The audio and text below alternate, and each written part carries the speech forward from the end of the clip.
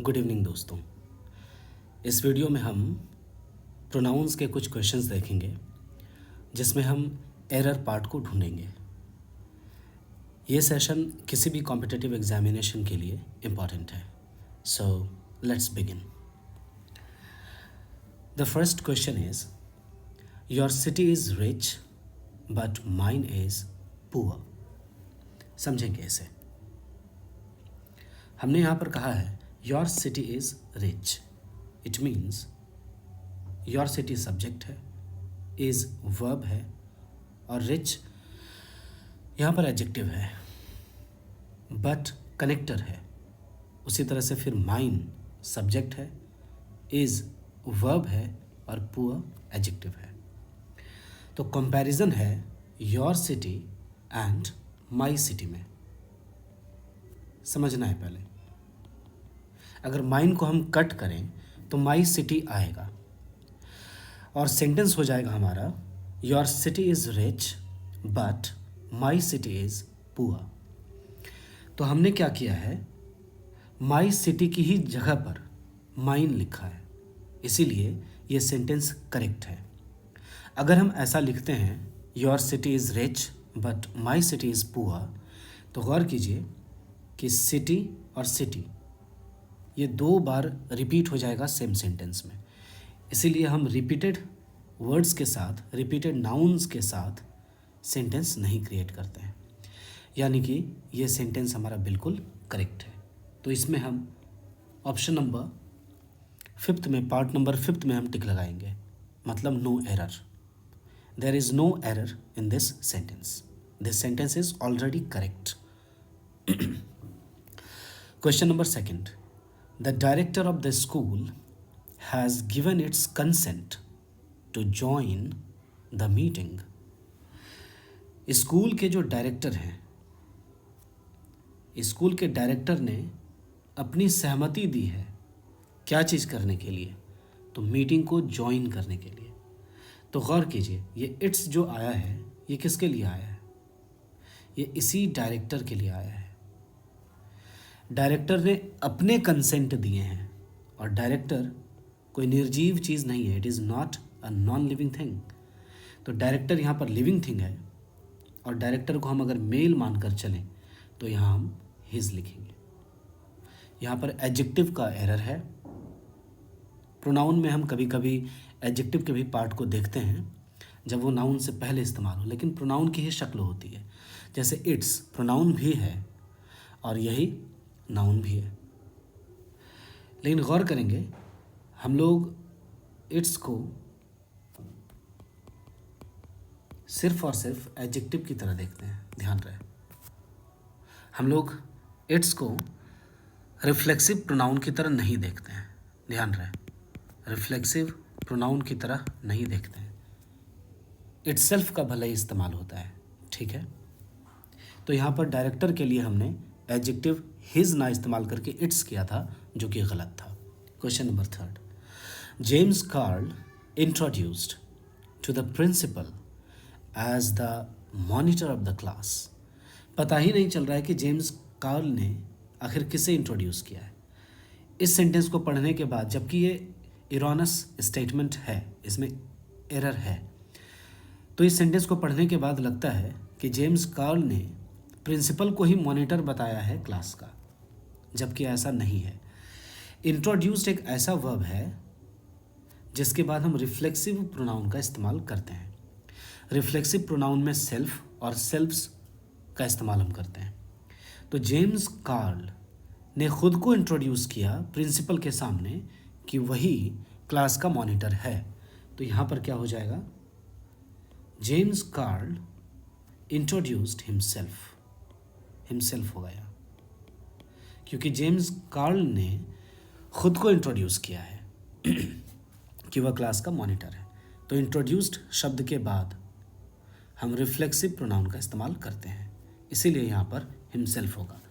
Himself किसके मुताबिक लिखेंगे, तो जैसा हमारा सब्जेक्ट होगा उसके मुताबिक हम यहाँ पर रिफ्लेक्सिव प्रोनाउन लिखेंगे। Question number 4, this is the same dog which barked at Regina, but fortunately didn't bite her. यह वही कुत्ता है जिसने रेजिना के ऊपर भौंका, लेकिन उसने खुशकिस्मती से उसे काटा नहीं। तो this is the same dog. गौर कीजिए, यहाँ पर डॉग नाउन है और ये विच का जो इस्तेमाल है ये रिलेटिव प्रोनाउन की तरह इस्तेमाल हुआ है। तो रिलेटिव प्रोनाउन से पहले नाउन या प्रोनाउन आता है और इस नाउन से पहले यहाँ पर द सेम लिखा हुआ है। तो ध्यान रखिए, जब भी हम द सेम वर्ड का इस्तेमाल करते हैं इंग्लिश के स्टेटमेंट में और हमें अगर कोई रिलेटिव प्रोनाउन यहाँ लिखना होता है द सेम के लिए, तो इस कंडीशन में विच नहीं आता है बल्कि दैट आता है। तो यहाँ पर रिलेटिव प्रोनाउन हमें चेंज करना होगा और ये होगा that. This is the same dog that barked at Regina but fortunately didn't bite her। तो यहाँ पर विच को हमें दैट करना होगा, यही एरर था। Number 5, the librarian as well as the teachers absented themselves from the office। Librarian तो ऑफिस से अनुपस्थित रहा ही, साथ ही साथ शिक्षक भी अनुपस्थित रहे ऑफिस से, दफ्तर से। तो एज वेल एज के कंडीशन में हमेशा हम फर्स्ट सब्जेक्ट के मुताबिक कुछ भी आगे लिखते हैं। तो एज वेल एज से पहले हमारा जो सब्जेक्ट लाइब्रेरियन है ये एक सिंगुलर सब्जेक्ट है और सिंगुलर सब्जेक्ट के लिए हम यहाँ पर एब्सेंटेड देमसेल्व्स नहीं लिखेंगे बल्कि देमसेल्व्स को चेंज करके लाइब्रेरियन के मुताबिक हिमसेल्फ लिखेंगे। आप हर सेल्फ भी लिख सकते हैं, ऐसी कोई दिक्कत नहीं है, बट आमतौर पर हम मस्कुलिन जेंडर के ही प्रोनाउन या एडजेक्टिव से इसको रिप्लेस करते हैं। तो the librarian as well as the teachers absented himself from the office. और इंट्रोड्यूस की तरह ही एब्सेंट वर्ब भी ऐसा है कि इसके बाद रिफ्लेक्सिव प्रोनाउन का इस्तेमाल होता है। रिफ्लेक्सिव प्रोनाउन क्या होता है? तो रिफ्लेक्सिव प्रोनाउन में हम सेल्फ या सेल्फ्स का इस्तेमाल करते हैं, जैसे myself, our selfs, yourself, your selfs, himself, herself, itself और देम सेल्फ्स। यही सारे रिफ्लेक्सिव प्रोनाउंस कहलाते हैं। आइए क्वेश्चन नंबर 6 की तरफ बढ़ते हैं और देखते हैं कि इसमें क्या एरर है। As a professor of chemistry you are far better than him. Chemistry के प्रोफेसर के तौर पर तुम उससे ज़्यादा बेहतर हो, कहीं ज़्यादा बेहतर हो। तो बहुत ही इंटरेस्टिंग क्वेश्चन और बहुत इजी है ये। अब गौर कीजिएगा, यहाँ पर 2 सेंटेंस हम लेते हैं। यू आर फार बेटर, अब दैन है तो ये कनेक्टर है कहीं ना कहीं, और हिम की जगह हम क्या कहेंगे? He is far better. तो गौर कीजिए, अगर हम यहाँ सेंटेंस लिखा करते कि ही इज़ फार बेटर और फुल स्टॉप अंत में, तो गौर कीजिए यू और ही के बीच कंपैरिजन है ना, यानी 2 सब्जेक्ट्स के बीच कंपैरिजन है। कैसे सब्जेक्ट समझेंगे? तो आर भी यहाँ पर वर्ब है, इज़ भी यहाँ पर वर्ब है, और वर्ब से पहले आया है सब्जेक्ट, यहाँ भी वर्ब से पहले आया है सब्जेक्ट। तो इसी दोनों सब्जेक्ट के बीच कंपैरिजन है। तो सब्जेक्ट को तो हम सब्जेक्टिव फॉर्म में लिखेंगे, यानी ही के फॉर्म में लिखेंगे। हिम तो ऑब्जेक्टिव फॉर्म है, तो यहाँ पर बस हिम को हमें ही करना होगा। बस यही एरर है, इसे ही हमें सुधार देना है। तो यहाँ हम ही लिखेंगे और फुल स्टॉप लिखेंगे। As a professor of chemistry you are far better than he. इसके मतलब क्या हुआ? You are far better than he is. वह जितना बेहतर है उससे कहीं ज़्यादा बेहतर आप हैं, तुम हो, जैसा आप कहना चाहें। Question number 7, ours are the same problems that yours. Means our problems are the same problems that your problems are. हमारी समस्याएं ठीक वैसी ही हैं जैसी कि आपकी हैं। तो our problems are the same problems, इसको अगर पूरा विस्तारित करें तो ऐसे ही लिखेंगे, लेकिन प्रॉब्लम्स एक ही सेंटेंस में तो बार बार आएगा नहीं। तो आवर्स यहाँ पर सब्जेक्ट की तरह इस्तेमाल है और बिल्कुल करेक्ट है।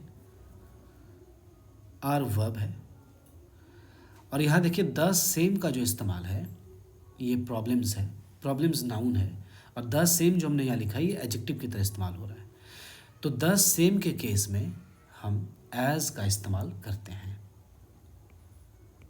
ठीक है। Ours are the same problems as yours, हमारी समस्याएं ठीक वैसी ही हैं जैसे कि आपकी हैं। हम नेक्स्ट क्वेश्चन की तरफ बढ़ते हैं और इसको समझते हैं। The educational institutions of Delhi are more expensive than that of Lucknow. The educational institutions are more expensive, पहले इसको समझेंगे। फिर यहाँ आता है दैन, दैट ऑफ लखनऊ। ये दैट जो है तो यहाँ पर हम मान लें ना कि the educational institutions of Lucknow, correct. जैसे दिल्ली के एजुकेशनल इंस्टीट्यूशंस की बात है तो उसी तरह यहाँ पर लखनऊ के एजुकेशनल इंस्टीट्यूशंस की बात है, यानी इंस्टीट्यूशंस का कंपैरिजन इंस्टीट्यूशंस के साथ है। तो जब यहाँ पर प्लूरल है इंस्टीट्यूशंस तो यहाँ भी प्लूरल होना चाहिए, यानी इसी को हमने रिप्लेस किया है दैट से। तो जब ये इंस्टीट्यूशंस प्लूरल है तो दैट कैसे होगा, यहाँ क्या होना चाहिए था, दोज होना चाहिए था। यही एरर है, करेक्ट। मैं कैसे बना रहा हूँ देख रहे हैं ना आप, कैसे सोच रहा हूँ, इसी तरह से आप भी सोच सकते हैं अगर आप पूरी तरीके से ग्रामर के कॉन्सेप्ट में ठीक होते हैं तो। आपको एक बार ढंग से ग्रामर के सारे कॉन्सेप्ट्स समझने चाहिए, तभी आप इतनी ईजिली बना सकते हैं। So the correct sentence is the educational institutions of Delhi are more expensive than those of Lucknow. यहाँ पर दोज का अर्थ है than the educational institutions of Lucknow, correct. Those क्यों किया, क्योंकि इंस्टीट्यूशंस हम लिखने वाले थे यहाँ पर, जो प्लूरल होता तो प्लूरल को रिप्लेस करके हम प्लूरल प्रोनाउन ही लिखेंगे, जो कि दोज करेक्ट है। Next 9th number, he lent her some money on the condition that she should return the same before coming Sunday. उसने उसे कुछ रुपए उधार दिए इस शर्त पर कि वह उसे लौटा देगी, मतलब उतने ही पैसों को लौटा देगी अगले आने वाले संडे से पहले। तो he lent her some money on the condition that she should return the same. ये द सेम जो है ये रॉन्ग है। क्या लौटाना है, यही मनी लौटानी है ना, और इसी मनी के बदले हमने क्या लिखा है यहाँ पर, द सेम लिखा है। तो मनी नाउन है, तो नाउन के बदले अगर हम एक बार प्रोनाउन लिखना चाहते हैं तो उसके जेंडर और नंबर को देखकर हम लिखते हैं। तो मनी यहाँ पर नॉन लिविंग थिंग है और इसके लिए हम प्रोनाउन लिखेंगे तो इट होगा। क्यों, मनी नॉन लिविंग नाउन है, नॉन लिविंग नाउन है, प्लस ये सिंगुलर नाउन है, इसलिए हमें यहाँ इट जैसा सिंगुलर प्रोनाउन लिखना उचित लगेगा। इसलिए यहाँ करेक्ट होगा अब, he lent her some money on the condition that she should return it before coming Sunday. वह उसे लौटा देगी। द सेम का इस्तेमाल नहीं करेंगे बल्कि हम इट का इस्तेमाल करेंगे, क्योंकि द सेम प्रोनाउन नहीं होता है बल्कि एडजेक्टिव होता है। तो हमें तो इसको रिप्लेस करके इस नाउन के लिए करेक्ट प्रोनाउन लिखना है ना कि एडजेक्टिव लिखनी है, करेक्ट।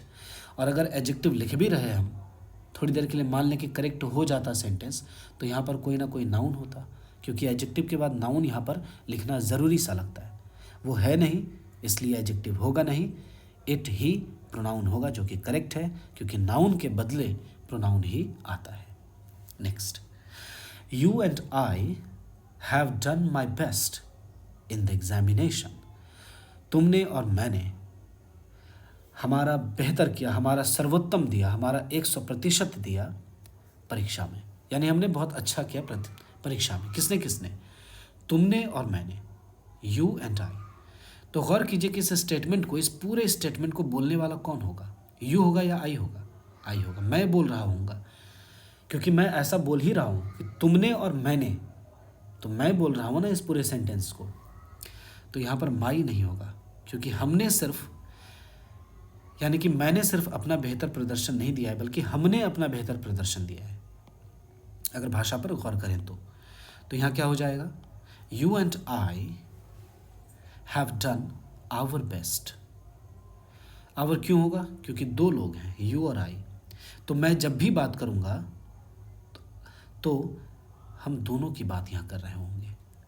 मैं जब भी बात करूँगा तो हम दोनों की बातें कर रहे होंगे कि हमने अपना सर्वोत्तम दिया है परीक्षा में। You and I have done our best in the examination. तो कुछ इस कदर हम लोग प्रोनाउन के चैप्टर को डील करते हैं। मुझे बहुत भरोसा है कि शायद आपने कुछ इसमें ज़रूर सीखा होगा। तो इसी तरह से बस हमारे साथ बने रहें और सीखते रहें। इंतज़ार करते हैं नेक्स्ट वीडियो के लिए। जय हिंद, जय भारत। और हाँ, हो सके तो सब्सक्राइब कीजिएगा अगर आपको अच्छा लगता है तो। धन्यवाद।